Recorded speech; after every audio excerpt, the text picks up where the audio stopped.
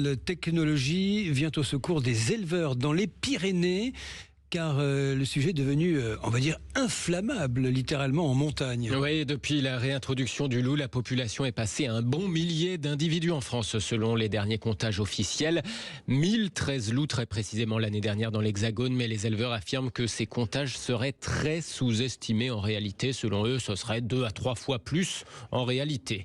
Quoi qu'il en soit, ces éleveurs dénoncent une multiplication des attaques, et pas qu'en France, puisqu'il y a quelques mois, le Parlement européen a décidé de lâcher du lest. Le loup n'est plus classé comme strictement protégé au niveau européen. Il reste une espèce protégée, certes protégée, mais plus strictement. Alors concrètement, derrière le mot, derrière la disparition de strictement, ça veut dire qu'on peut en abattre un peu plus facilement qu'avant, en théorie, là où les attaques se multiplient. Oui, et cette année, des colliers anti-loup sont entrés en service dans les Pyrénées. De quoi s'agit-il ? Oui, des colliers à mettre sur les moutons, sur les brebis.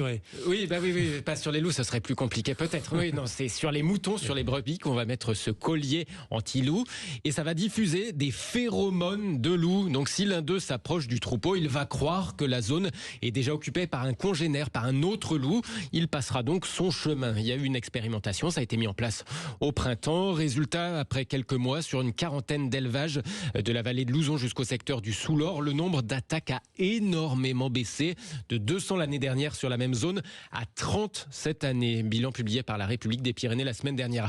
Alors attention, cette baisse peut être due aussi à la présence renforcée des patous, évidemment. C'est ce que disent des éleveurs un peu sceptiques. Enfin, en tout cas, ils veulent pas qu'on retire tout le mérite à leurs chiens. Mais bon, tout de même, de 200 à 30 attaques sur la même zone, ça fait quand même une baisse drastique. Reste à voir si cette solution, ces colliers anti-loup, en se généralisant, pourrait, qui sert, et vont un peu réconcilier les éleveurs et les défenseurs du loup. On sait que le sujet est extrêmement clivant. Des colliers qui diffusent des phéromones de loup, ça c'est intéressant. Bonjour à vous, Johan Fournil. Bonjour. Alors vous êtes en charge de la communication de M2I Group, qui est l'entreprise qui développe ces colliers anti-loup. Cette première expérimentation est-elle satisfaisante à vos yeux ? Oui, tout à fait. Alors, c'est pas exactement la première expérimentation, c'est la première à très grande échelle, mais c'est un projet sur lequel on travaille depuis plusieurs années maintenant, qui a commencé avec des chercheurs italiens et suisses, qui s'est ensuite étendu à des parcs zoologiques et à des zones de semi-captivité, puis à des tout petits élevages, et là, c'est la première fois à très grande échelle. Donc oui, on est très heureux, plus de 6000 bêtes ont été équipées dans 2 départements, grâce à l'aide des départements du 64 et du 65, et c'est très prometteur. Il y a beaucoup de points positifs. La tranquillisation des éleveurs, qui sont un peu moins préoccupés, le fait que l'innocuité est confirmée sur à la fois les troupeaux eux-mêmes et les chiens qui sont chargés de les protéger. L'innocuité de notre diffuseur a été mise en évidence, et puis avant tout son efficacité, puisque les loups ont été, on a constaté des comportements inhabituels chez les loups. Ouais. Ils ont changé de zone, leur comportement a été modifié, et on a pu constater que les attaques qui se sont déroulées dans la région ont majoritairement touché des élevages qui étaient non équipés avec notre troupeau, notre collier. C'est peut-être là une clé de résolution. Félix Mathieu. Alors les moutons, les chiens de leur côté, ils n'ont pas été troublés par ces phéromones de loup? Alors non, effectivement, c'était un des points importants à vérifier pendant cette expérimentation à grande échelle.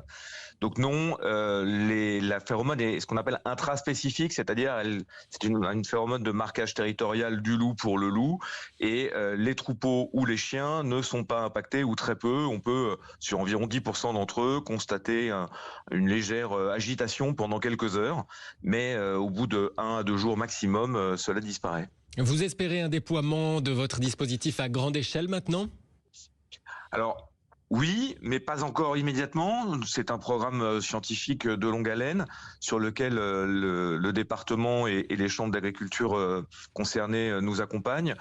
Après cet épisode pendant les estives sur 6000 bêtes, on a actuellement encore un essai en bergerie. Autour de 500 colliers ont été distribués pour des essais en bergerie. Puis on recommencera un essai à grande échelle en estive l'été prochain pour environ 6000 diffuseurs à nouveau, à l'issue duquel effectivement une commercialisation sera envisagée si les résultats restent toujours aussi convaincants. Félix, encore une question. On a eu à l'antenne ce matin dans le Grand Matin Sud Radio un éleveur qui était un peu sceptique, un peu interrogatif. Il se demandait si ça allait pas faire seulement que déplacer le problème dans la mesure où les prédateurs, de toute façon, ont besoin de se nourrir. Est-ce que c'est pas une question qui se pose si jamais un jour on en venait à déployer ce dispositif, ces colliers à grande échelle, ces colliers anti-loup à grande échelle? Alors, l'objectif de ce dispositif, il est de faciliter la cohabitation entre la faune sauvage et l'élevage et les activités humaines. Il n'est pas dans le respect de la souffrance animale. Donc, il n'est pas du tout question pour nous de prélever les loups ou de les supprimer.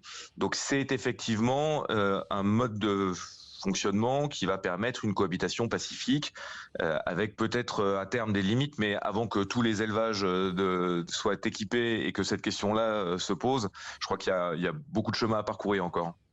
En tous les cas, merci. C'est une vraie clé de résolution de ce problème qui est vraiment un problème majeur pour nos éleveurs.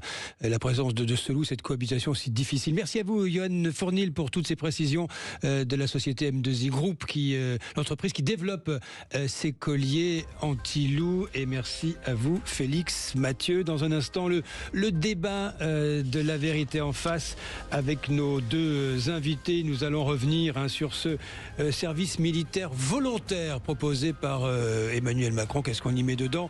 Est-il de retour le service national pour faire face à la menace russe? Au passage, nous verrons où en sont les négociations en cours à Genève restons très prudents, pour une éventuelle paix en Ukraine. On en parle depuis si longtemps qu'il faut regarder ça de très près avec une certaine objectivité et beaucoup de distance. Allez, à tout de suite, 0826 300 300, vous nous appelez la vérité en face.